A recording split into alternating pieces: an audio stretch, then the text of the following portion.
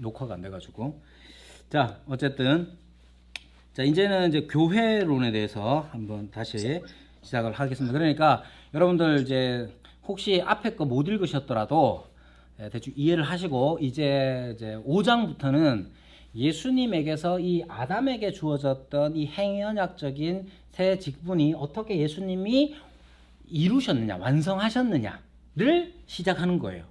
그래서 예수 그리스도의 삼중직, 왕, 선지자, 제사장의 직분을 그리스도께서는 어떻게 완성하셨는가를 5장부터 5, 6, 7 이렇게 말합니다. 그래서 읽어보시면 되고 또 간략하게라도 이렇게 읽어서 제출을 하시면 다 점수 드립니다. 깐깐하게 안 하니까. 얼마나 요약을 잘했느냐를 보지 않습니다. 여러분들이 그리고 한번 읽고 두고두고 한 번씩 보셔도 괜찮습니다. 그래서 그렇게 생각하시면 되고요. 자, 교회론 이제 시작을 하는데요. 자, 여러분, 교회란 무엇이겠습니까? 교회. 여러분들이 잘 익히 아시는 것처럼, 자, 여긴 동문교회니까 여러분들 종종 이제 동문교회가 어디 있어요? 그러면 뭐 저 신천동에 있어요. 뭐 이렇게 얘기를 하잖아요. 그죠? 자, 그러면 교회라는 것이 그러면 건물이냐 했을 때 다 아니라고 다 생각을 합니다. 그래서 교회는 뭡니까? 그럼 이제 크게 이제 그래서 교회가 무엇인지를 이제 우리가 정리를 하기 위해서 여러분들이 한 번쯤 질문해 봤던 거 한번 생각해 보십시오. 어떤 거냐면 여러분들이 신앙생활 하시면서 이런 질문 해보셨어요? 이게 교회야? 이게 기분 나쁜 질문. 이게 교회야? 화가 나가지고 하는 질문. 자, 이 화가 나가지고 하는 이 질문 안에 교회에 대한 어떤 정의, 개념 같은 것들이 담겨 있을 겁니다. 이런 건 교회가 아니야를 통해서 알 수가 있는 것이죠. 그래서 여러분들 성화, 구원론을 하면서 성화 다음에 이 교회론을 직접적으로 말하는 것은 우리가 교회됨을 깨닫고 느끼게 하는 게 바로 성화와 많이 관련이 되어 있기 때문에 그래요. 자, 어떤 거냐면 쉽게 표현하면 이런 거예요. 여러분들 교회에 좋은 사람들이 많으면, 즉 하나님께서 행하시는 초자연적인 역사로서 우리에게 죄 죽임, 즉 우리의 죄를 억제하고 또 그리스도를 닮은 바 새 생명의 발현을 더 이렇게 활발하게 일으키는 일, 이 우리 교회가 몸담고 있는 우리 교회 안에서 그런 사람들이 우리 주변에 많으면 어떻게 생각합니까? 이게 교회구나 그럴 거 아니에요. 반대로 이상한 사람들이 많으면 어떻게 되겠어요? 이상한 사람들이 많으면 마음에 안 들고 그러면 이게 교회야 이렇게 되는 거죠. 자, 우선 교회를 이해할 때 그래서 기본적으로 성화의 측면에서도 한번 생각해 볼 필요가 있습니다. 자, 성화의 측면에서 생각하기 앞서서 저는 이제 교회론을 할 때 이제 성화라는 측면에서 교회론을 좀 더 강조하고 싶어서 이런 말씀을 드리는 거예요. 먼저 이 교회를 생각할 때에 우선적으로 교회를 이루기 위해서 필요한 요소라고 하면 요소라고 했을 때 반드시 들어가는 게 뭐냐면 그리스도입니다. 그리스도. 자, 어떻게 보면 이제 다시 복수처럼 생각될지도 모르지만 생각해 보십시오. 우리가 교회가 되기 위해서 반드시 필요한 게 뭐냐면 우리가 그리스도로 말미암아서 하나님 편으로 와야 되는 일이에요. 근데 이게 어떻게 가능한가? 자, 쉽게 얘기하면 우리는 죄가 있잖아요. 죄인이고 하나님의 진노 아래에 있는 사람이잖아요. 근데 어떻게 하나님의 사랑을 받는 사람이 되었습니까? 어떻게? 그리스도 때문에 된 거예요. 그리스도 때문에 되었는데 그리스도께서는 그러면 하신 일이 뭐냐? 십자가에 죽으셨습니다. 그럼 십자가에 죽으신 이 일이 어떤 의미가 있느냐 하면 속죄, 죄를 속한다. 여기에 속자는 갚을 속자. 가풀속을 쓰는데요. 자, 죄를 속하는 역할을 그리스도의 십자가가 한 거예요. 왜 그러면 죄를 속하기 위해서 그리스도의 십자가가 필요했느냐 하면 하나님의 공의가 그것을 기뻐하십니다. 이게 기뻐한다 하는 말이 좀 이제 십자가를 앞에 두고 기뻐한다는 말을 쓰기가 좀 그래서 오해하실까봐 말씀을 드리면, 하나님께서 기뻐하시는 것은 두 가지, 하나님의 기뻐하시면은 두 가지가 포함되는데, 즉 하나님의 사랑과 공의를 기뻐하십니다. 이 말이 좀 더 어려워질 수 있어서, 우리는 죄를 지으면 하나님의 공의가 우리의 죄를 용납할 수가 없어요. 그러면 이 죄를 속하는 공의가 또 필요한 거예요. 그게 바로 그리스도의 십자가가 되는 겁니다. 그리스도께서 십자가를 지시고 우리를 속죄하셨는데, 이 속죄의 효력이라는 게 어디까지 포함되느냐 하는 것. 예수님이 십자가에 죽으셨어요? 누구를 위해서? 누구를 위해서 죽으셨어요? 나를 위해서? 그럼 저 사람은요? 저 사람은 어떻게 됩니까? 자, 그래서 이제 속죄의 효력에 대하여서, 효과에 대하여서 사람들이 크게 두 가지를 이야기합니다. 첫 번째, 보편 속죄를 이야기합니다. 보편 속죄. 이 보편 속죄는 뭐냐면 예수님의 속죄가 보편적이다. 그래서 보편적이다 해서 모든 사람들이 다 예수님의 속죄의 효과의 대상이 된다는 거예요. 두 번째는 보편 속죄가 아니라 제한 속죄다. 그래서 예수님의 속죄는 일부의 사람들만을 위한 것이다. 뭐가 맞겠습니까? 우리는 제한 속죄를 믿습니다. 자, 제한 속죄를 믿는데, 그러면 어떤 의미냐면, 간단하게 얘기하면 하나님께서는 하나님의 의도하심이 다 효력을 발휘하죠. 그죠? 하나님의 의도는 다 효력을 발휘합니다. 자, 그러면 반대 방향으로 생각해 보면, 하나님께서 구원하시고자 하시는 사람은 다 구원을 받게 되는 거죠. 그죠? 그러면 지금 현실적으로 봤을 때 이 세상에 모든 사람들이 다 예수님에 관하여서 믿거나 받아들이지 않는단 말이에요. 예수님이 아무리 십자가에 돌아가셨어도 그것을 믿지 않는 사람, 받아들이지 않는 사람들이 있단 말이에요. 그러면 하나님의 의도는 결국 무성하게 깨지는 거나 마찬가지가 되는 거예요. 그것을 우리 개혁신학의 전통에서는 받아들이기가 어렵습니다. 물론 성경적 근거도 다 있고. 그래서 하나님께서 의도하시는 바, 우리의 속죄를 위하여 의도하시는 바는 100% 효과를 발휘할 수밖에 없는데, 따라서 예수님의 그리스도의 이 십자가의 속죄 사역은 그 대상이 누구냐 하면 하나님의 택한 사람들에게만 해당된다고 우리는 믿는 거예요. 기분 나빠하실 거 없어요. 기분 나빠하실 거 없고, 하나님이시라면 당연히 그렇게 하시는 거예요. 그리고 성경적 근거가 있습니다. 자, 이렇게 말하는 까닭을 왜 이렇게 말하느냐 하면, 우리가 교회를 생각할 때에 바로 죄송합니다. 중간에 빠진 게 하나 있네요. 이렇게 하나님께서 구원하시고자 택하신 사람들을 이미 영원 전에 그리스도께서 대표하여 하나님 아버지와 언약을 맺으셨다라고 신학자들이 설명을 합니다. 그리고 그들을 위하여서 그리스도께서 죽으셨고 그 효과는 다 발휘된다. 이렇게 생각하는 거예요. 그리고 이것을 영원 전부터 대표하신 바, 이 연합을 신비적 연합이라고 합니다. 그래서 교회를 생각할 때에, 항상 교회를 생각할 때에는 그리스도와 하나 된 신비적 연합을 이룬 공동체, 그리스도와 한 몸이 된 신비적 연합을 이룬 존재라는 사실을 인식하는 게 중요합니다. 자, 왜냐하면 그렇지 않으면 우리가 사람과 사람 사이에서 일어나는 다름으로 말미암는 여러 오해들이 우리의 죄로 드러나기도 하기 때문에 그렇습니다.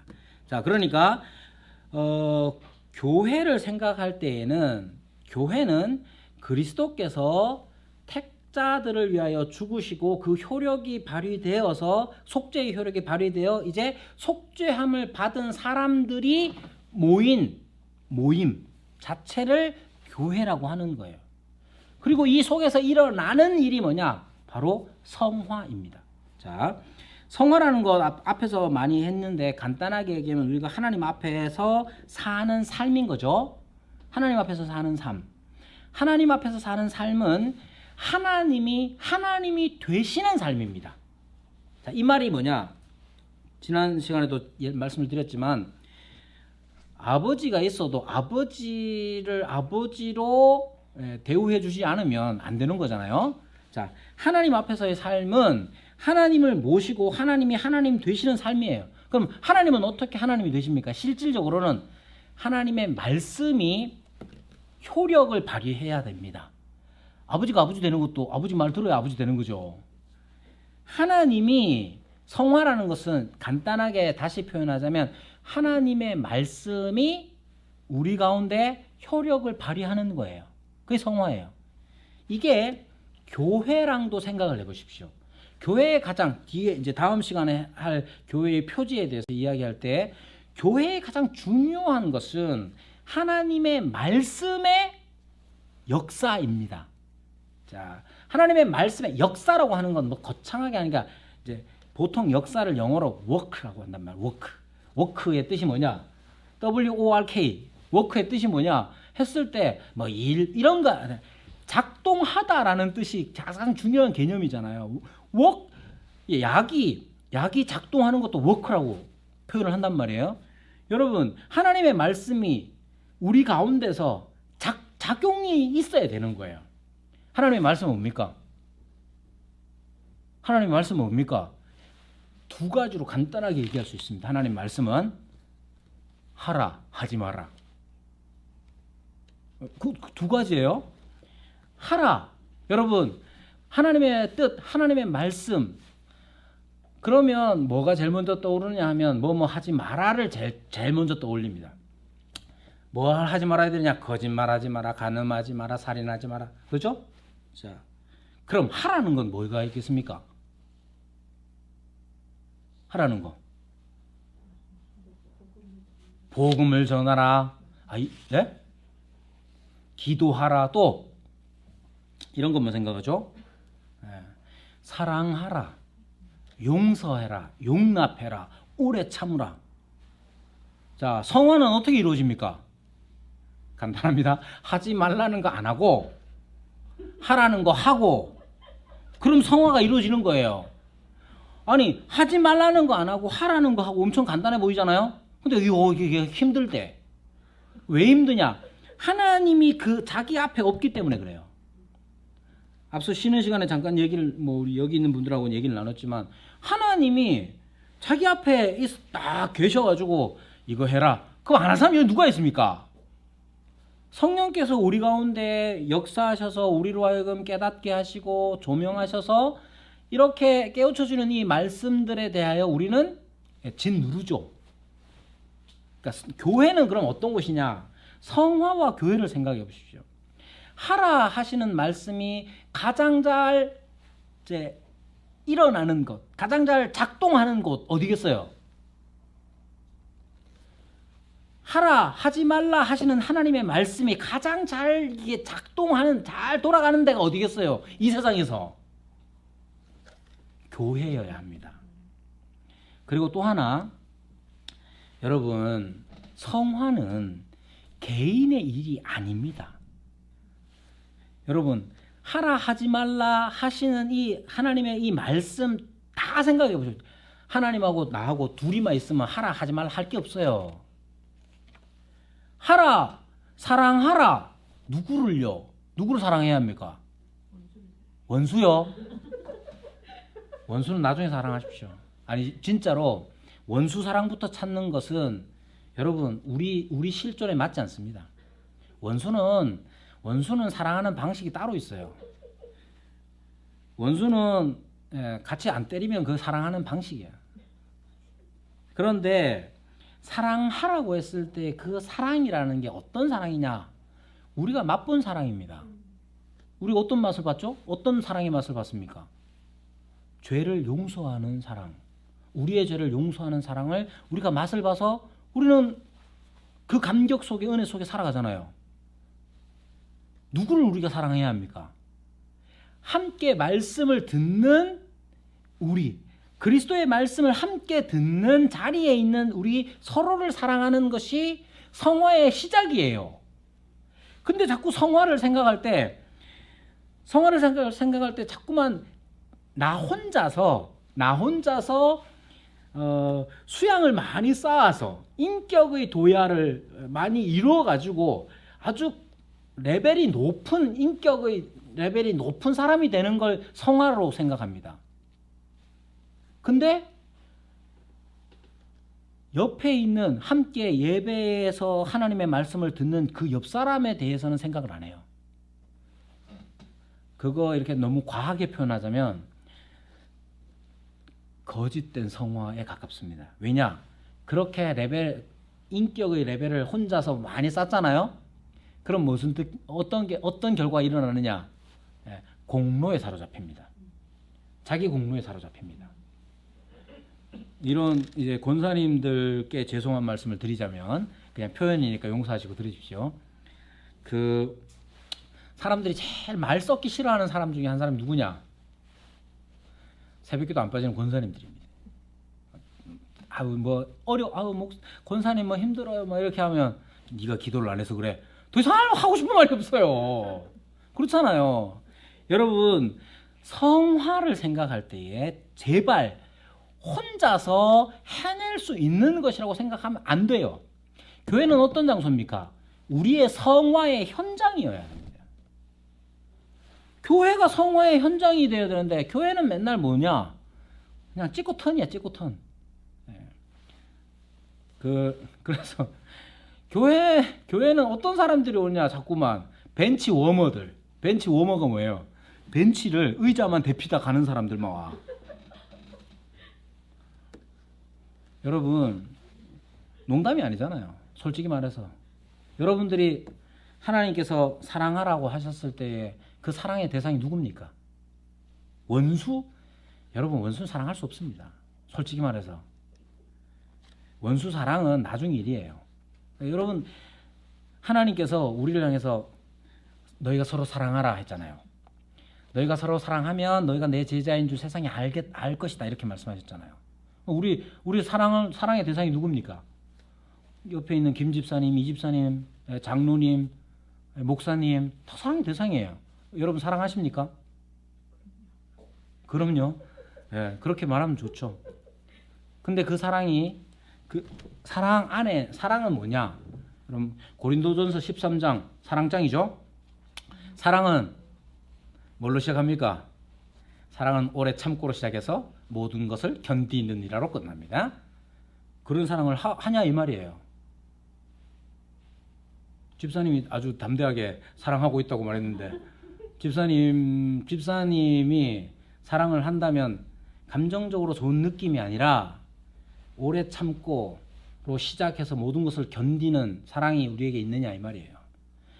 그걸 행하는 장이 어디냐? 교회여야 한다는 거예요. 왜? 그리스도의 몸이잖아요. 그리스도의 몸인 이 교회가 성화의 장이어야 하는 것이고, 성화의 방식이란 게 뭐냐? 하나님께서, 우리가 하나님 앞에 살아가니까 우리 앞에 계신 하나님께서 하라, 하지 마라 하신 것들을 순종하는 게 우리 성화의 방식인 거예요. 구원받은 사람은 다 교회 안에 있는 사람들이고, 그리스도와 신비적 연합을 이룬 그리스도의 몸의 지체들이란 말이에요. 그리고 그것을 이루어가는 방식이 바로 성화인 것이죠. 그리고 여러분, 교회를 항상 생각할 때는 이런 측면에서 생각을 해야 합니다. 근데 자꾸만 교회를 종교단체처럼 생각을 해요. 아니면 사회활동 무슨 사회 단체처럼 생각하는 경향이 많이 있습니다. 사회 단체처럼 생각하기 때문에 한때 저도 마찬가지고 한때 목회자들이 목사님들이 공부하고 싶었던 분야가 어떤 게 있었냐면 경영학 이런 거였어요. 경영학 중에도 비영리 단체 경영 이런 거 공부 이거 제 얘기입니다. 그랬단 말이에요.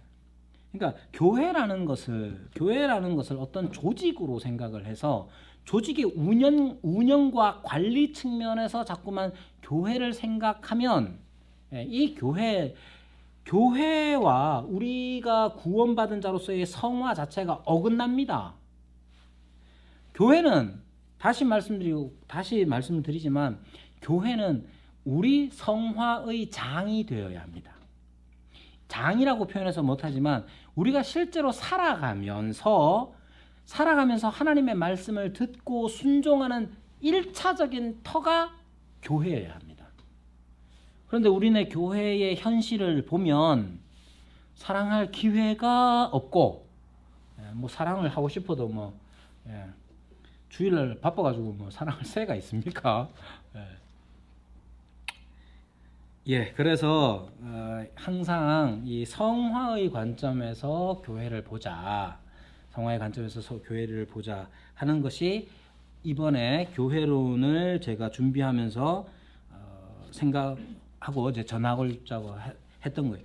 그러니까 지금 뭐 구원론 이게 끝났지만 구원론도 구원의 서정 하나만 보십시오. 8가지가 있다는데 그 중에 딱 2개밖에 안 했어요. 믿음과 성화.